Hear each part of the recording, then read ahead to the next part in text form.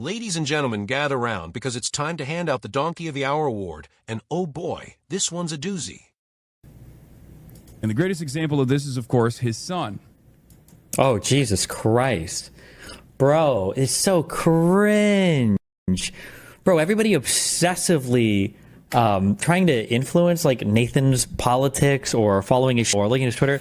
Listen, Nathan's on some unhinged right now, okay? Let him be unhinged. I've said the same thing a million times. I'll continue to say the same thing a million times. Kids are crazy. Let him be crazy for a bit. If he's still like this at 18, we'll have some concerns or whatever, but this like obsession of trying to prove, like, also, I like how it's like, my mom and dad are hardcore MAGA. The rest of my family basically is all MAGA. I'm like a hardcore, the #1 Trump hater in the world. My kids' mom's family is all insane MAGA.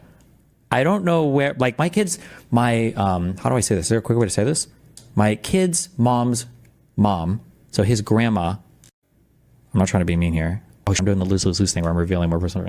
I think I've said this before. She believes in, like the prosperity gospel, okay? Like watches TV with like the pastors who think that, if you donate more money to the church or whatever, that you'll be more saved. Like, I like how all these people exist, but it's like any bad thing he's doing, it's because his dad is a... Okay.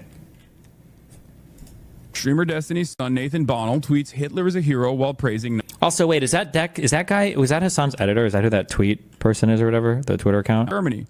They were protecting the West by invading Poland. The Reich was a blockade against the USSR and the rest of Europe. They took up all responsibilities of the failing Polish government, and they stated this explicitly multiple times. Hitler is a hero, he said. Jesus this Christ. Kid is like 14, I think. I don't know how old he is. Okay, this is Destiny's son. He's been on the internet since he was a baby. And worse, he's been on Destiny's Discord since he was a baby. Okay? And of course... I feel like I've had Nathan on my stream, I think like 5 times. And I think when he was around like 8 or 9, maybe? I think I was like, I don't think I want him on my stream a lot because it feels kind of weird. But apparently now he's been there the whole time. Okay.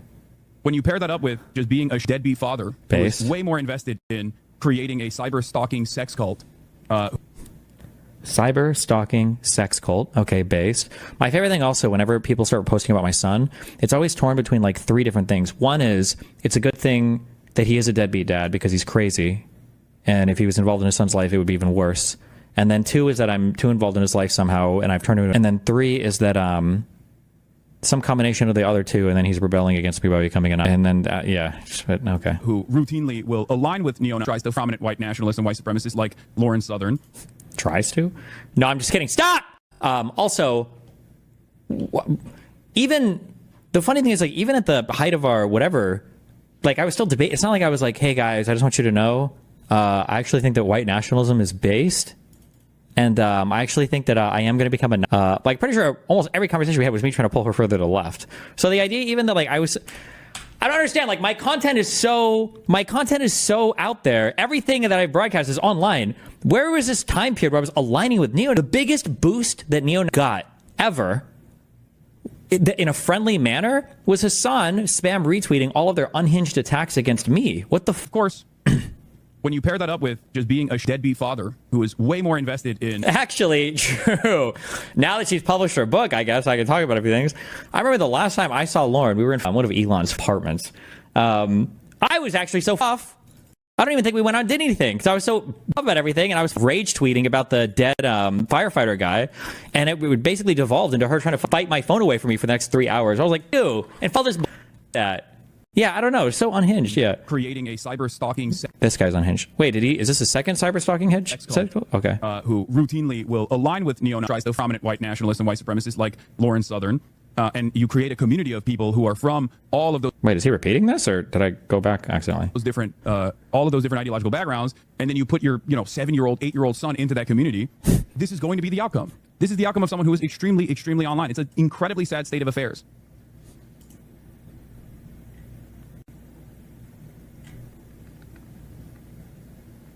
Obviously, these people would never admit to it too, is that like 1 trillion % some of these degenerate going to be calling CPS, and I guarantee it, for whatever, I don't even know what they'll claim it's for, but like, it's crazy that your community did the CPS spam calls on Ethan Klein, and now I know they're going to be doing the spam CPS calls on me, but it's fine. I've been doxxed, I've been swatted. I guess I'm used to it at this point. What an actual degenerate. It makes me so happy, this little patch of gray, and I know why Valkyrie cries about her age so much is because these two probably like literally rage bait each other on age constantly. How insecure this is, because no young person on the internet gives a fuck anything he says, why he gets rejected from every young community he tries to dip his toes into, because I think he's an old creepy loser. When he was at that party and that girl was like, would you ever, what was it, like donate money, or would you ever take a deal, whatever? And he's like, I'm the richest guy at this party, right? Oh God, he's such a loser. It's really, really sad.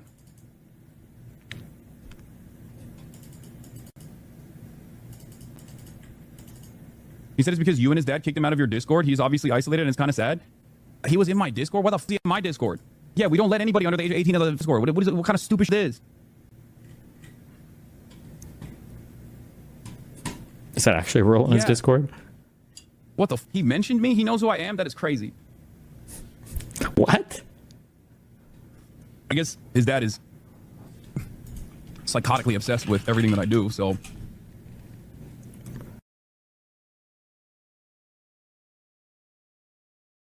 C. In the labyrinth of online combat, your bloodline is never safe. The sins of the father may be forgiven, but the tweets of the son? They become a digital Dead Sea Scroll, screenshot, archived, and redeployed at will. Nathan tweets, and the internet erupts like Vesuvius. Destiny's response? Anger, yes, but more tragically, a cacophony of contradictions. He insists, kids are crazy. Let him be crazy for a bit. But herein lies the Gordian knot. When your entire livelihood is debating ideology, can you truly dismiss the ideological excursions of your offspring as mere teenage tomfoolery? Destiny embarks on a genealogical justification. His son's mother's family is all insane MAGA. His son's grandmother is knee-deep in prosperity gospel heresies, and the ambient atmosphere is steeped in conservative miasma. This, Destiny pleads, is the environmental determinism that explains Nathan's Hitlerian hiccups. But allow Hudobahi Agban to interject. Excuses are but cobwebs. They may obscure but cannot conceal the termite of accountability gnawing at the wooden beams of Destiny's reputation. For if your household is an ideological Babel, should not the paterfamilias stand as the lighthouse of clarity? Instead, Nathan drifts on the stormy seas of alt-right memetics, a ship without anchor, while his father rage tweets about firefighting martyrs in Lawrence Southern's apartment. Destiny admits, I've had Nathan on my stream, maybe when he was 8 or 9. Jesu Christi. What child, instead of being nourished with Enid Blyton bedtime stories, is being baptized in the septic waters of online debate panels? That is like putting a toddler in a gladiator pit and being shocked when he grows up throwing thumbs-ups to Nero. Destiny, thou art not merely a father. Thou art a digital demagogue, a man who hath made his name by wrestling with the intellectual refuse of the internet, from white nationalists to prosperity gospel grannies, only to discover that thy son hath been baptized in the same toxic waters. Thy cries of let him be are not the wisdom of Solomon, but the wail of a man who hath outsourced his parenting to the algorithm. Thou didst allow Nathan to frolic in thy Discord servers, to imbibe the ideological inebriance of thy fanbase, as if a child could navigate the digital dystopia unscathed. This is not mere negligence. It is a betrayal of biblical proportions, a modern-day Abraham offering his son not to God but to the gods of clout and controversy. Waves hands dramatically for shame, Destiny for shame. And then enter Hassanabi, that pontificator of proletarian platitudes, that streaming savant who doth wield his microphone like a scythe in a field of capitalist chaff.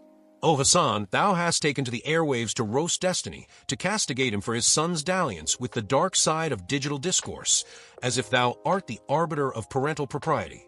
Cackles maniacally, thy roast is a masterclass in performative sanctimony, a verbal vivisection that doth lay bare Destiny's failings, yet thou, too, art complicit in this carnival of chaos.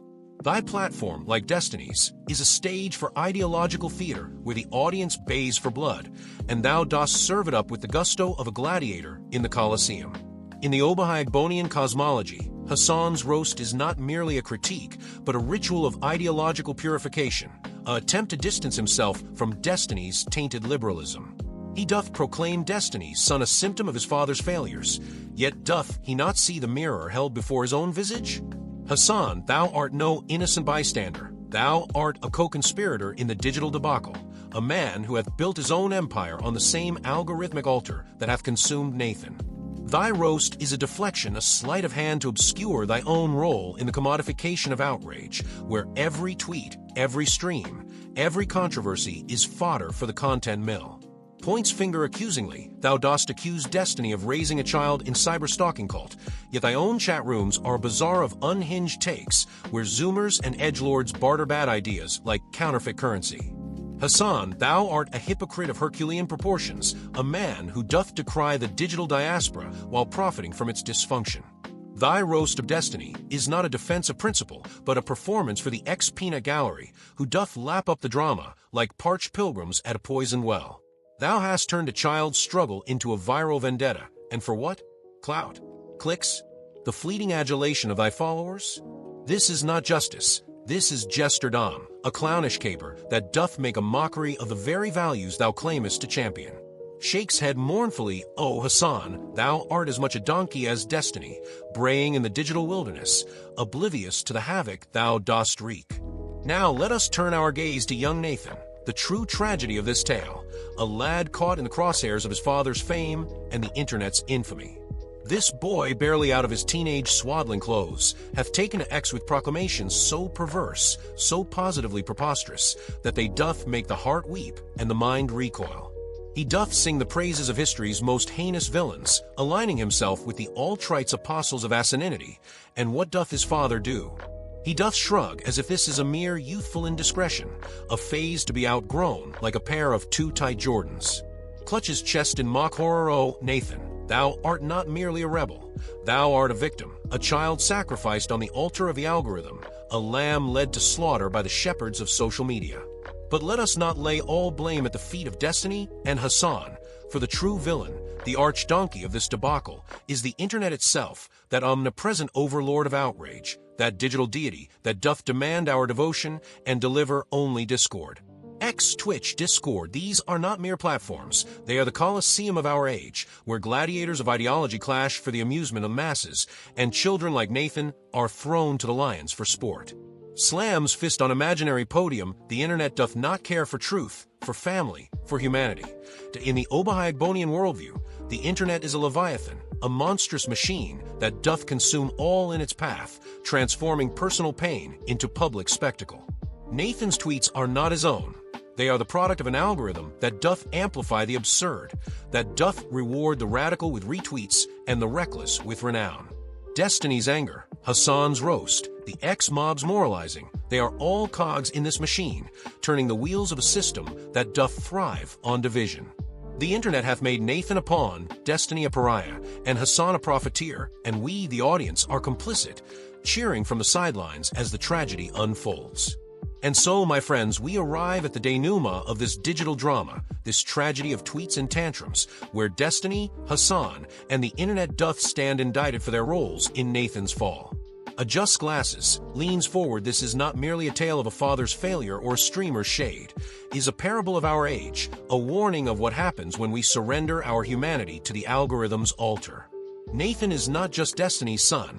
He is our son, a child of the digital diaspora, lost in the wilderness of ones and zeros, seeking meaning in a world that offers only madness.